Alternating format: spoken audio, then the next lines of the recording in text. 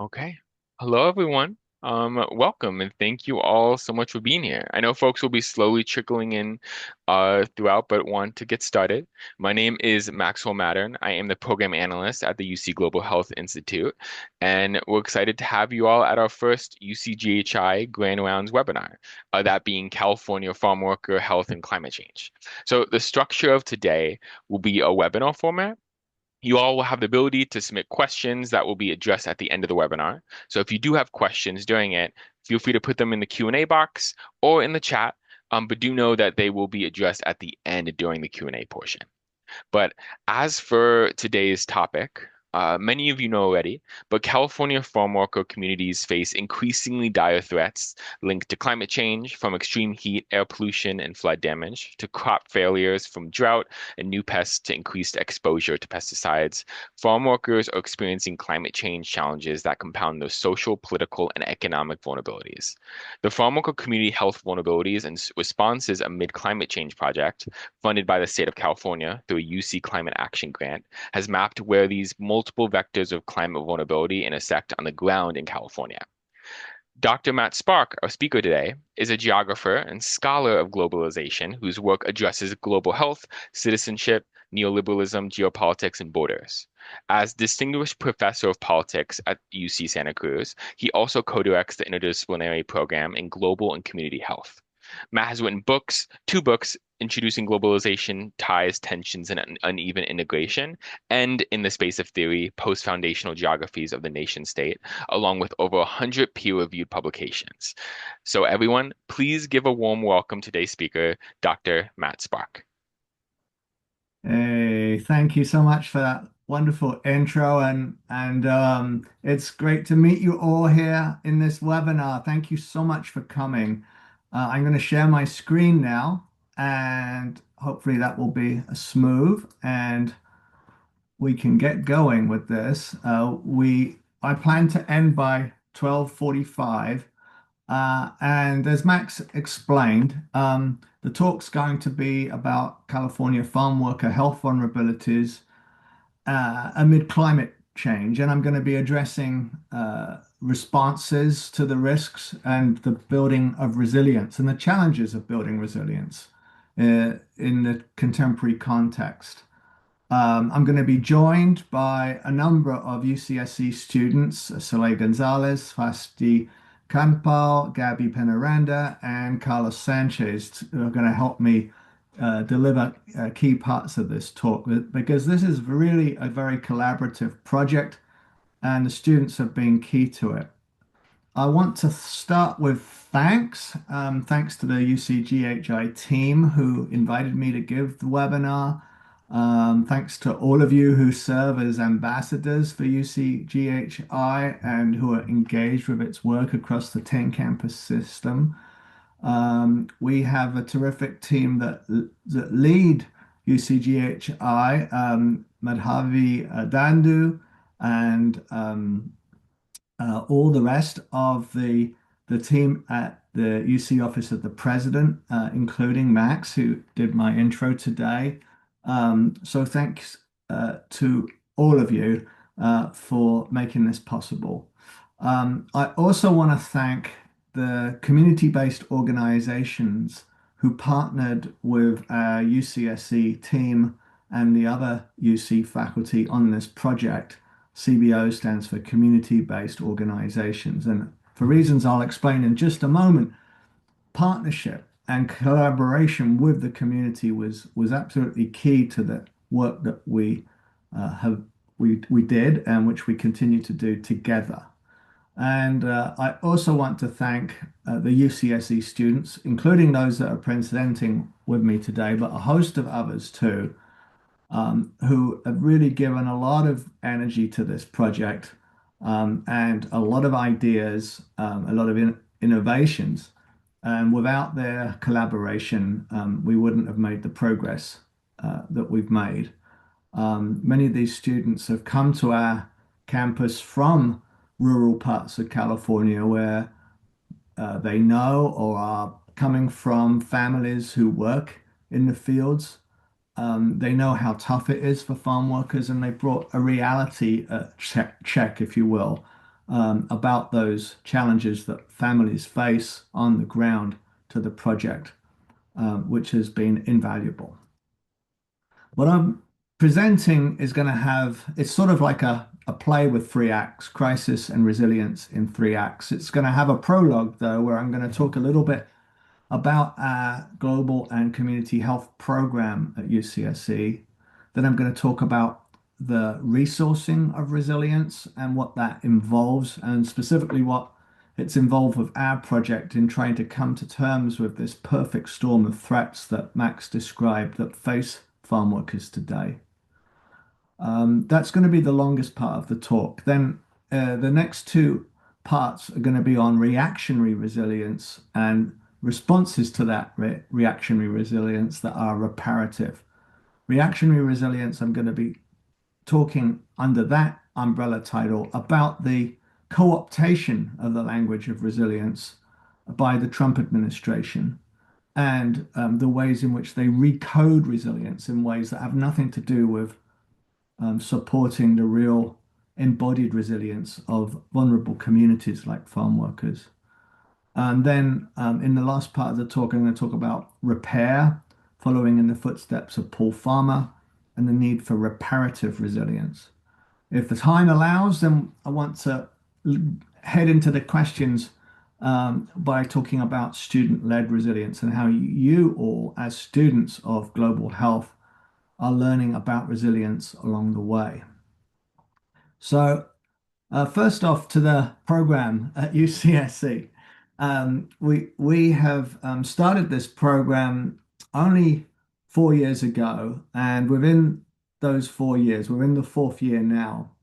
We've gone from having no students at all to having two degrees, a BA and a BS, that now together have over 550 majors between them.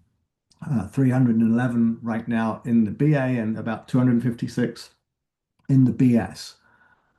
A bit, we wouldn't have been able to launch this program without the inspiration and support of UCGHI, and particularly the campuses that already had global health programs, like UC San Diego, UCLA, Berkeley. Um, the folks at Riverside offered great ideas too. And we were able to make the case to our university, look, these other UCs have programs, we should have one too, as took the form of these majors. Some of the distinguishing features of our program are that we have, for both the BA and the BS students, a kind of curricular backbone in which all the students develop what are called e-portfolios. Hopefully this will show to you now. You can link to it from the website of our program and see some of the ways in which students use e-portfolios to highlight their best work and talk about their careers and career plans and how that relates to their community backgrounds.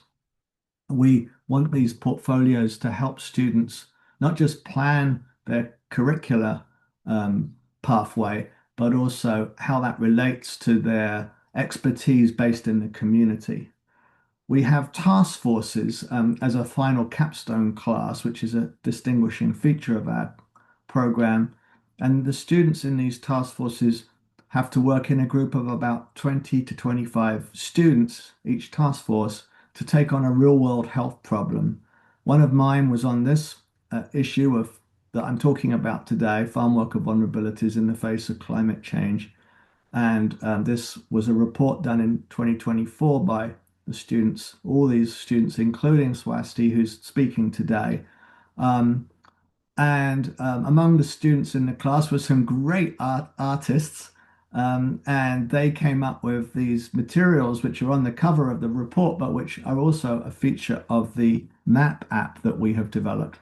So remember this logo here, Campo-Sano, and you'll see it return in a later part of the talk. As you will also see these graphics of farm workers in the fields, because they are a feature of the map app too.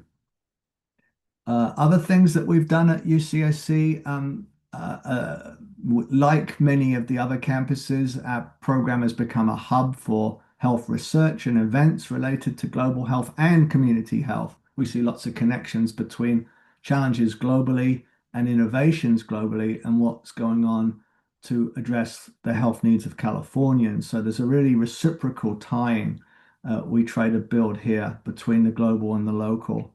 We have an annual photo contest. And if you check out our webpage for this, we have some resources on how photos and photo documentary work can be part of advancing health justice.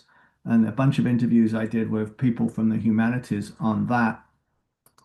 And we have, I think, something that we're all especially proud of, a student journal that features a lot of publications by our students and has really taken off. It's a popular place for them to try out publishing for the first time and try out also being editors and working on the peer review process for the articles that are submitted.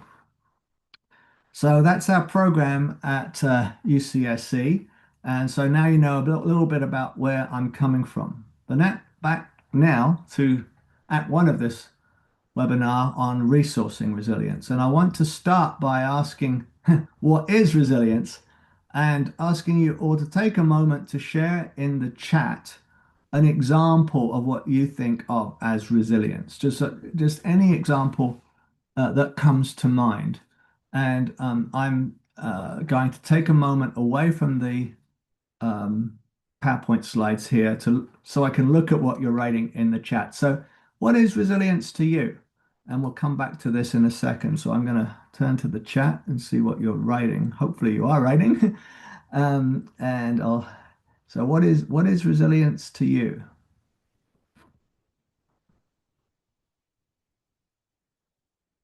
Is anyone writing anything? I don't know.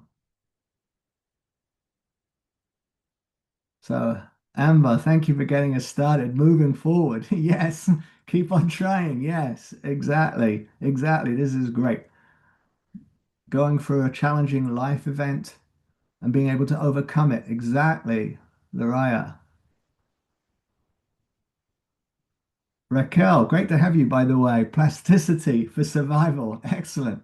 Hopefully, in the Q&A, you'll still be here and you can talk about your own research on this. Um, Resilience is the capacities of people and ecosystems to overcome disasters. Thanks, folks. These are great responses, and they've already highlighted a point that I want to make. So I'll go back to sharing my screen here. That resilience can be applied to a wide range of things in relationship to recovering from trauma and crisis. So the basic idea is coming back from trauma and crisis, bouncing back, being able to withstand difficulties. But it relates to people, individuals recovering from trauma, from adverse childhood experiences, the ACEs that many in public health research. It can be applied by architects to buildings and how do buildings recover from earthquakes. It's applied by economists to global financial institutions. And after 2008 and the global financial crisis, there was a lot of talk by central banks about building resilient financial systems that can withstand crisis. Institutions of all kinds, including universities, often appeal to the term resilience. And then, as a number of you were pointing out in the chat, it can be applied to ecosystems and to health systems. These are a wide range of places where you see the word resilience being used and used to conceptualize coming back from crisis. Now, in California, there have been a lot of resources uh, provided to researchers, including those of us in the UCs, by the state to address the need for California to build resilience in the face of climate crisis. And the work that I'm describing here today was funded by a grant to the UCs and the Cal States from the legislature, a big grant for 80 million that came to the whole system, and then individual projects like mine could apply for some of that money as seed grants. Although it was a lot of money it was the largest grant I'd ever got, which was $2 million, more than seed money in my view, to address particular vulnerable communities. I think this reflects that California, we're lucky to be in California where the government takes climate change seriously, where it doesn't dismiss it as a hoax, and where data is still being collected, data that we can use on climate change is not being hidden. So those are important features of being in California, as well as the funding. The funding, though, was key, and this was supposed to be seed funding, and the state has now hit, financial troubles, and there's not any talk right now of harvest funding, of big project funding coming forward subsequently. But I hope down the road that they will return to this as a priority. The grants were all the call for making these um, proposals for the funding and spending it on climate action all encouraged the university researchers to engage in community partnerships as part of the projects, which is a very important and novel innovation in the design of the program. And the call also underlined that we needed to address the hardest hit communities, the most vulnerable Californians, and recognize that they had their own agency and their own ideas that needed to be heard as part of the process of adaptation and building resilience. So obviously, the group of the communities of vulnerability that we focused on with our project were farm workers across the state of California. They really are some of the most vulnerable communities in the state in the face of climate crisis. They face a perfect storm of threats, and the climate-related crises compound, as Max said, they compound a lot of social, political, and economic vulnerabilities. We began our project by trying to draw on the literatures to conceptualize the pathways of vulnerability with this diagram, showing how climate change and related environmental shifts lead to vectors of vulnerability from extreme heat, air pollution from fires, diminished water quality, flood damage, and crop failures from drought and new pests, new diseases that are moving into the state with climate change. Um, these we charted using the literature lead to very specific kinds of health vulnerabilities, such as dehydration and kidney disease, lung damage and inflammation, increased cancer risks, and damage to livelihood. And some of those risks, like cancer, are exacerbated by the ways some growers respond to the problems of climate change by pouring on more agrochemicals onto the fields, more pesticides, and some of the damage to livelihoods caused by another response, which is to robotize the work, to rely on machines, and that puts farm workers out of a job. So you've got a lot of things coming together, and there's a lot of vocabulary for talking about this. Um, some folks from Berkeley have talked about environmental structural vulnerability as a way of conceptualizing this. That includes the knock-on effects of increasing mental health burdens from stress and depression. Other scholars, like Lauren Berlant, talk about slow violence to describe things like um, cancer risks, but also lung damage and dehydration, things that happen over a number of years, not immediately. Whereas things like floods are like a fast violence that happen very fast and dispossess people of their homes and their livelihoods immediately. But together, the compound effects of the slow violence and the fast violence add up to what others call an ecosyndemic, where multiple forces of ill health multiple causes of ill health intersect in the bodies of the most vulnerable people. That when that is intersecting in addition with environmental stresses, that's an ecosyndemic. We can talk more about these definitions in the Q&A. More on our project. We've collaborated to develop our work on addressing these threats with a whole set of community-based organizations listed here on this page. And some of these organizations, especially the Center for Community Advocacy in Salinas, and Salud para la Gente in Watsonville have been absolutely vital partners in this work. The Mujeres in Salinas as well. They've really helped us develop the responses with a lot of community engagement that in turn has built trust with farm workers themselves. Ventures, I should add, has been another wonderful partner in this respect. And then Puente and Alas up in Pescadero and Half Moon Bay. We're really lucky to have all of these partners. And I'll describe in a moment the role played by California Rural Legal Assistance when I talk about the MAP app. So together with these partners, we've had and what seems like endless meetings, lots and lots of good meetings that have actually forwarded a response plan and a set of tool developments that we are providing to farm workers via the community partners. This is a meeting outside of Salud para la Gente in Watsonville, where they have this beautiful mural on the side of the clinic there. We've also had meetings in Huron in the Central Valley with farm workers there, many of them from Guatemala. And that's Federico Castillo, professor at Berkeley, at the front of the room. Quite remarkably, we had that meeting in the city hall where there's a police station, but they've worked. I thought nobody was going to show up, but a lot of people showed up because they trust the mayor seated there under the City of Huron sign, Ray Leon, who was a very charismatic partner in helping us move the project forward there in Huron.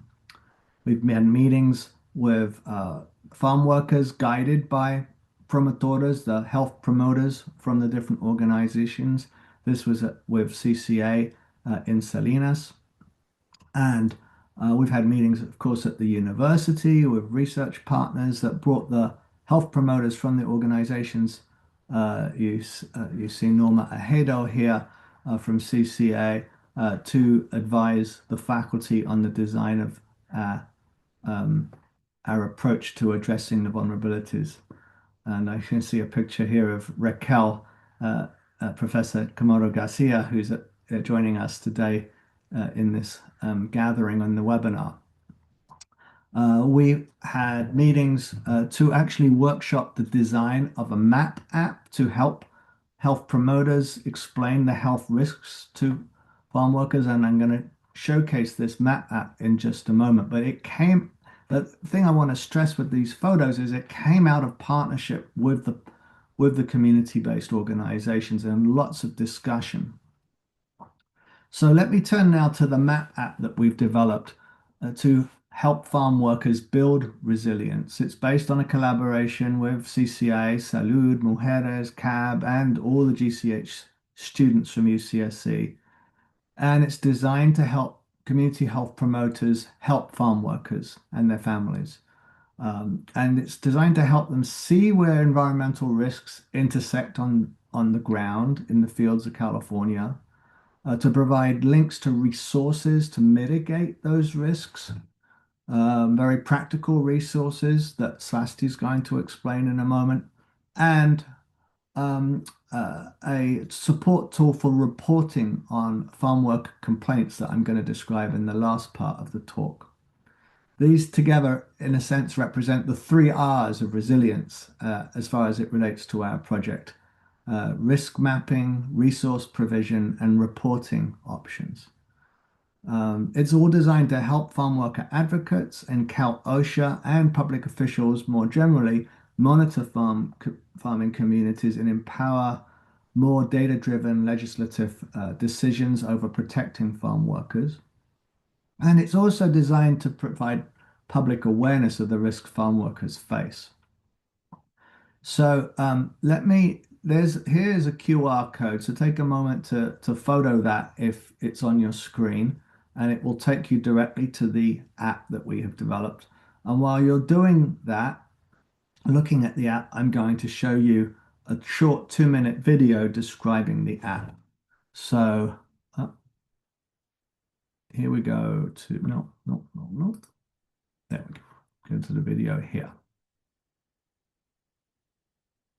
A healthy food system starts with healthy fields and with the health and safety of the people who work them. But farm workers face risks that undermine their own health, even as they produce healthy food. From extreme heat, pesticide exposure to poor air and water, these threats are often invisible. That's why we created Campo-Sano, a free tool for farm worker communities that makes invisible risks visible. With Campo-Sano, community health workers and farm workers can instantly see environmental health data. Layers on the map show information on heat stress, air quality, and pesticide use in your area, helping farm workers find resources and remedies to reduce these risks. This information helps community health workers start important conversations about staying safe and knowing your rights. Campo-Sano isn't just about identifying risks. It's a way for farm workers to safely and anonymously share their experiences and to report problems. If you're a farm worker and you see an issue in the field, like a lack of water or shade, your voice can be heard. When other farm workers look at the map, they can see these reports too, helping everyone stay informed and protected. These community-sourced reports help everyone understand where problems are happening, creating a powerful tool for workers, advocates, and agencies seeking to protect farm workers' health and safety. The app also shows resources to help farm workers address workplace hazards. Find local organizations that offer medical care, housing support, legal aid, and more right on the map. This tool belongs to the community. That's why it's always free and available in Spanish and English on any device. Everybody's input helps grow Campo-Sano and builds a stronger, healthier community. A healthier food system is possible, one where healthy fields and healthy farm workers grow together. Scan the code to explore Campo-Sano on your phone and join us in building a safer future.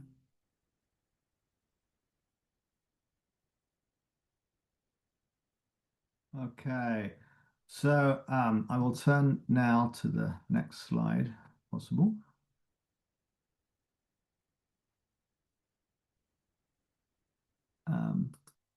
And I actually just want to skip over this because I see the time is rushing by.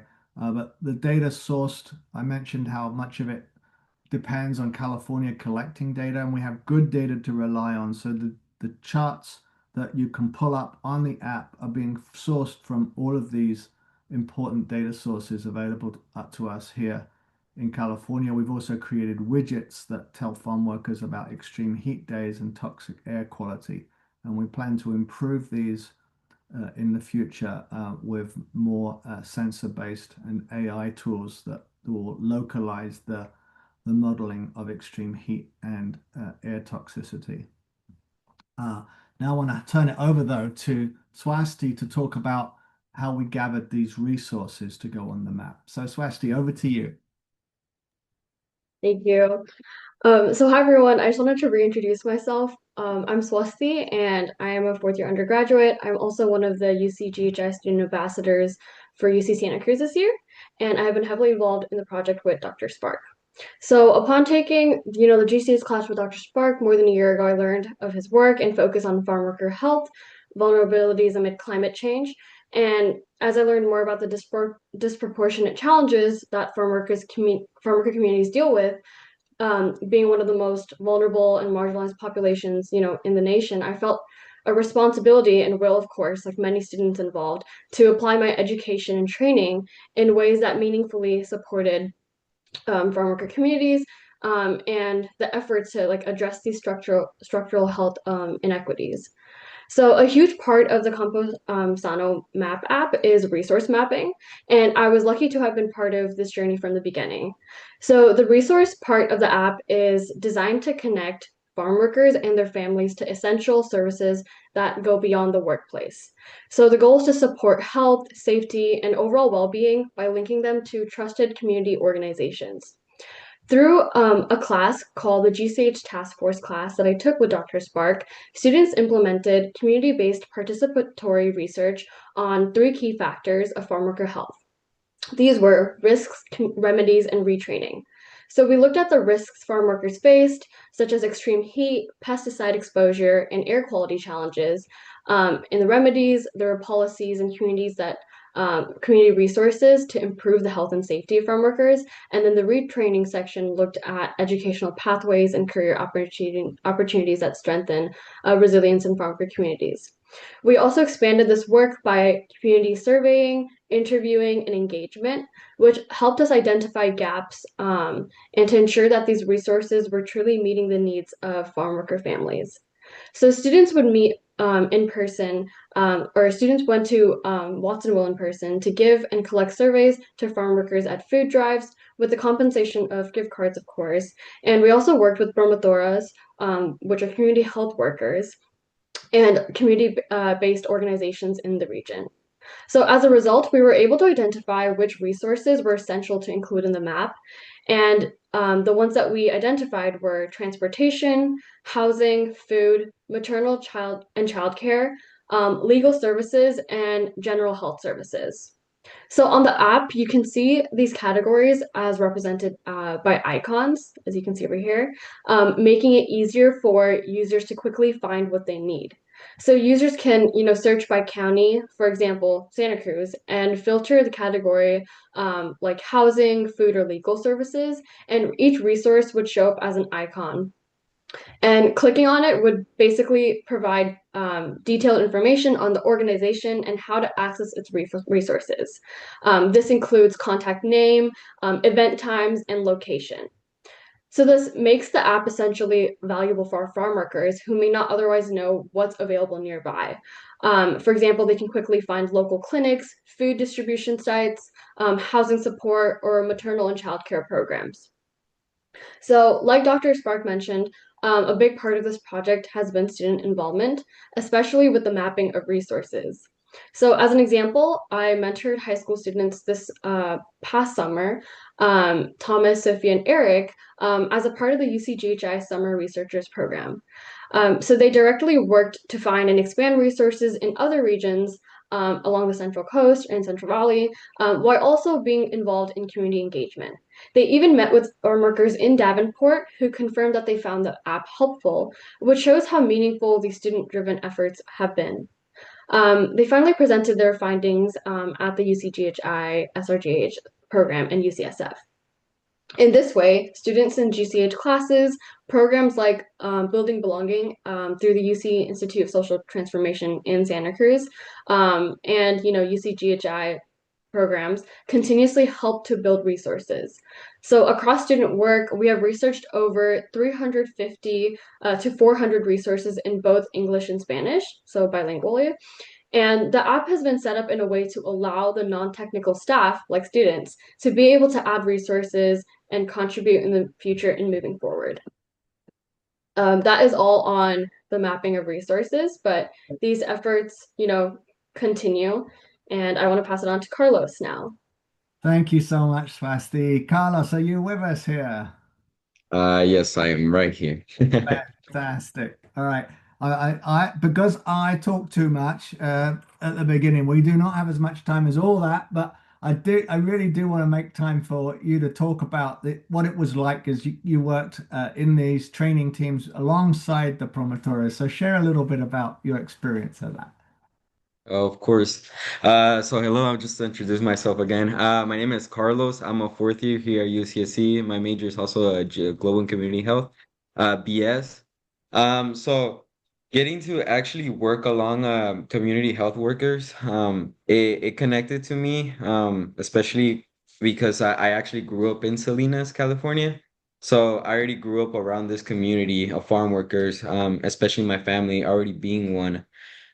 So just actually getting to work with community health workers alongside and getting to know skills, the special mindset to actually learn and teach alongside them, to actually get the information we had gathered, the resources we gathered, and actually present it to the farm workers to see the importance that these resources can have towards them.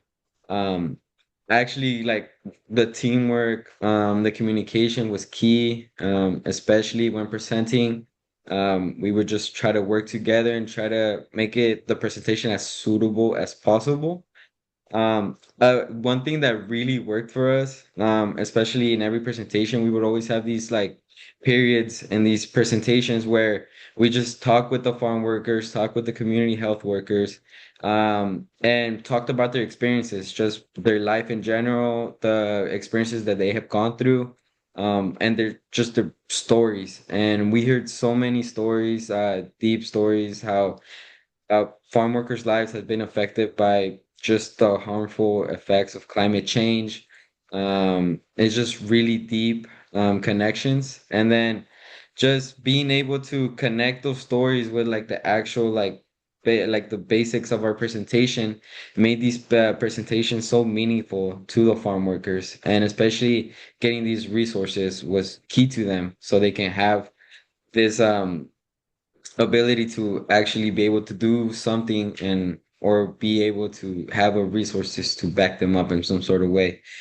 Um, this was how I said, very important to me. I work right alongside my community, right pretty much trying to help out my own family in some sort of way. It just really struck to me. And I think another thing that's important for me is just building this trust with the community and public health, especially with schools just as UCSC, or just in general, UC. Actually trying to work with the communities alongside with them to make this bond stronger. It can really help, especially when there's just so many disconnections right now with public health and just communities. So I think it's just the importance of just giving back to the community, trying to make these relations as strong as possible, and just building that trust. Yeah. And you were brilliant at doing that, Carlos. Thank you again. Thanks for this Thank you. presentation too. Carlos spoke very powerfully about mental health challenges in some of his presentations with the promotores, and it very much resonated with the folks we were working with. Thank you, Carlos. And now I'd like to turn to Gabby Peñaranda, who's been working with me on developing these other tools beyond the map that health promoters can use in the community. Thanks so much, Matt, and thank you so much, Carlos. It was so special to hear your story and about your passion. So one of the foundations for community health is meeting people where they're at. And something that we learned about from our community partners, specifically the promotores, was the need for physical materials to bring with them when they go visit farm workers and they do their visits, or during community events. So if you look at the picture, one of the resources that were developed were these brochures. And GCH students developed these brochures with community resources in Pajaro, Salinas, and San Joaquin valleys. And the resource lists things from like education to health and food. And they do a really wonderful job of showcasing the whole network of community organizations that support farm workers. Another physical resource that were developed were these rotofolios. So those are the spiral bound books that you see in the photo. And our community partners shared really good inspiration for these rotofolios that they used in other contexts. So how we began is we asked the faculty and researchers on this project to break down the environmental health vulnerabilities that farm workers face into PowerPoint presentations. So starting with the real nitty-gritty of their research. And after many rounds of community feedback and conversations with promotores to ensure the presentations were clear, using plain language and relevant to farm workers, we packaged them up into these spiral bound books that are able to stand up and be propped up on their own so that promotores could take them wherever they need to go. And finally, we even further distill the information in the rotofolios into these like single sheet flyers that could be distributed after the promotores make their presentation using the rotofolios. Overall, the purpose of of producing these physical materials was to give promotores and our community-based partner organizations what they need to do their really important work. And I'll stop there. Oh, thank you, Gabby. I really appreciate that and all your help putting these things together. And by the way, everyone, we've got more. We've got more of these materials. If you want them, let me know. And write a note to me. I also want to thank again Professor Raquel Chamorro Garcia, who's with us here, for helping put this together.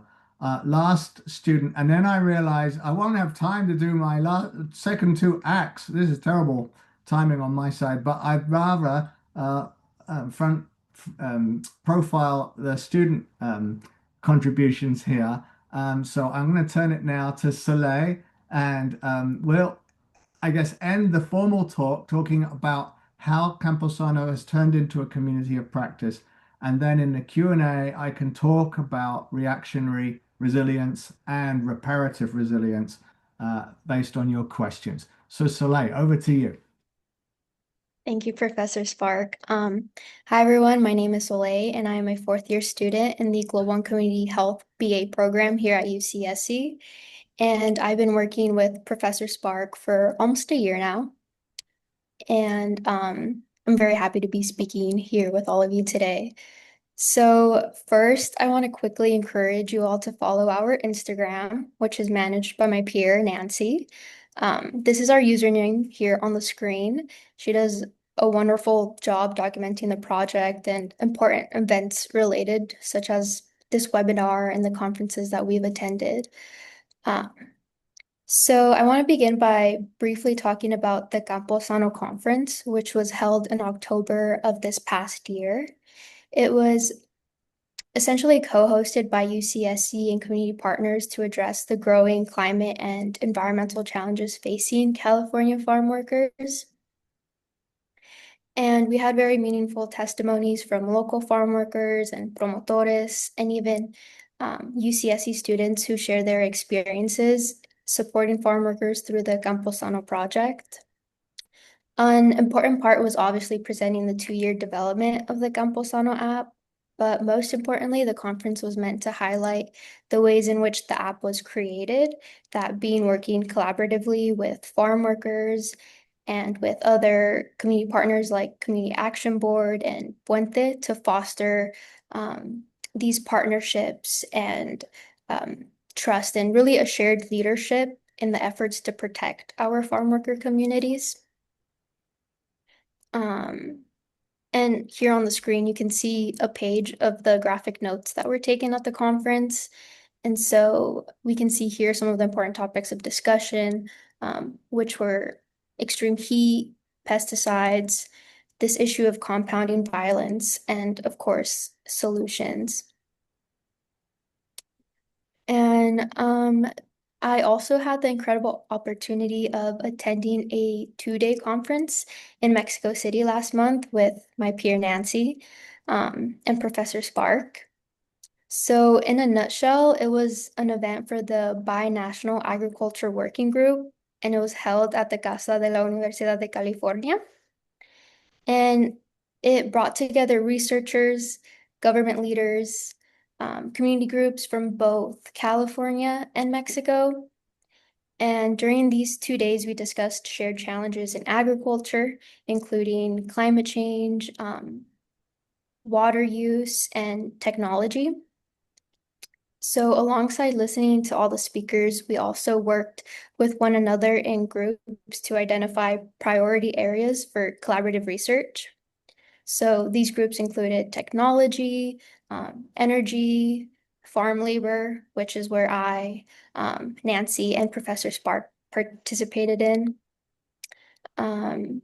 Here's a picture on the slide. You can see the way our group divided discussion. We had a page for problems, for opportunities. And so after discussing challenges, all the groups came up with work plans by mapping out stakeholders and kind of like deliverables. overall, it was a really invaluable experience that showed how much a group of passionate people can accomplish in just a few hours. Um, and lastly, I just want to highlight how the Campo-Sano conference and my experience with working on the project shaped the way I engaged with the Mexico City conference and also just my work overall.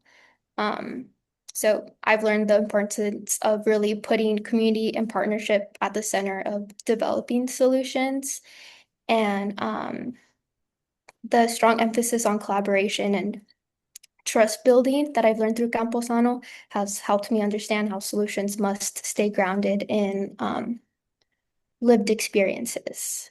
So that's all I have for you today. Thank you. Thank you so much, Solei. It's been great to have you as a collaborator as well. And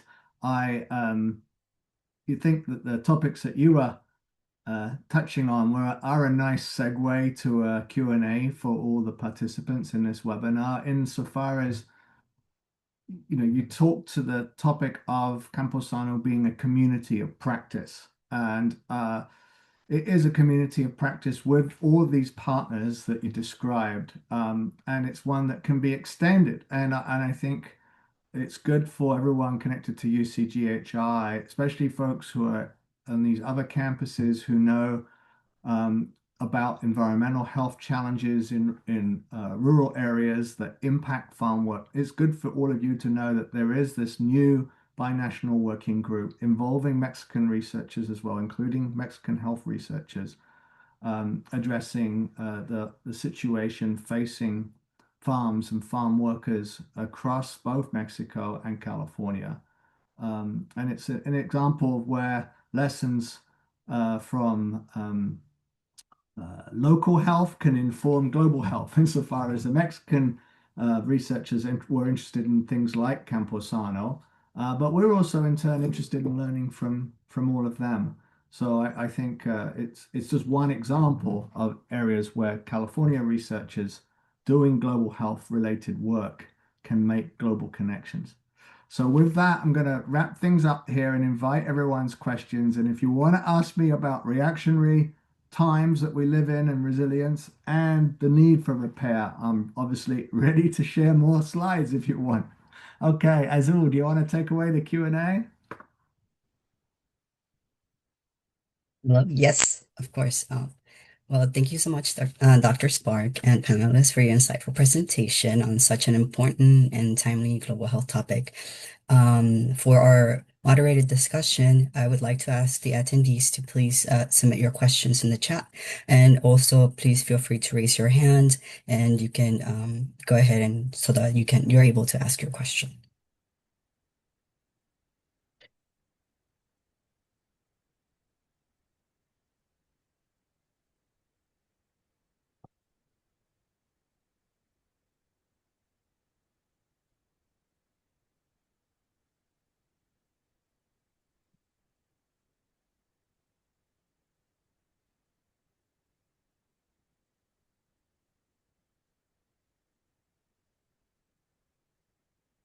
Do we have any questions from our student ambassadors?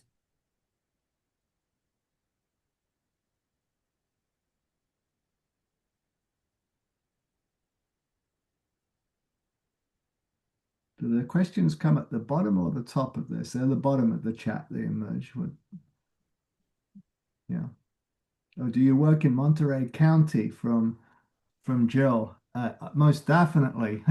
That's where CCA and Mujeres are based in Salinas, but they enabled us to do outreach to farm worker communities all the way down the Salinas Valley in Monterey, from Salinas to Gonzales, Greenfield, Soledad, King City. Some of the ventures team also ventured down into those communities as well. Okay, we have another question from Ashley. How much of an impact have you seen that these apps like Campo-Sano have had on the farm workers? Any steps to Yeah, implement? this is a good question. Any steps to implement into other Yes. cities? Yeah, well, the big topic I wanted to get into, had we had more time, is the huge challenge of launching something like this at the current moment. Farm workers are terrified of raising their profile because of the threat of deportation and ICE raids. And so the reporting feature on the app that we've developed, I'm fearful that many farm workers won't be using it because they just don't want to get noticed, even though it is, as you saw from the video, anonymous. We do have a Google Analytics tool for the Map app, so we can track the number of users and their location in broad terms, not by the actual address, but in broad, like by city. And it has seen hits and repeat uses from the whole state and beyond the state too.